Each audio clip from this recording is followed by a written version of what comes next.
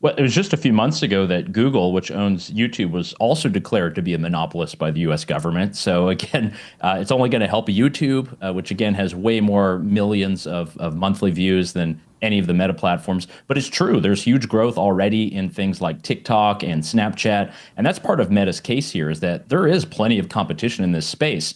And there are plenty of different apps. You have all kinds of new spin-offs, a lot of money and function, and now state power behind X and Twitter. So I think there you're probably going to have an uptick. Likely that's something that the government is forcing. But we have to look at what consumers want and what users want. And right now they like to have their pictures and videos and reels on Instagram. They also like to use TikTok. They like to cross post and share.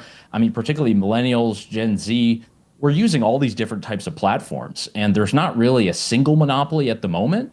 And I think that's why the antitrust law has to kind of catch up to it right now and figure out exactly how we're going to decide these cases going forward, because this is not going to be the last one. As I mentioned, there are the other cases against some of the tech companies. And when we talk about AI companies in the future, what is that going to look like? And what is that going to look like when we're talking about the effect of tariffs and sanctions and Chinese competitors? There's just a larger conversation. If we want the US to dominate, if we want the US to be strong and to have a good economy with digital services, we have to look at the laws right now that are probably restricting some of that, and then also see if there are better products out there. And I think that's why consumers should choose the winners rather than the courts.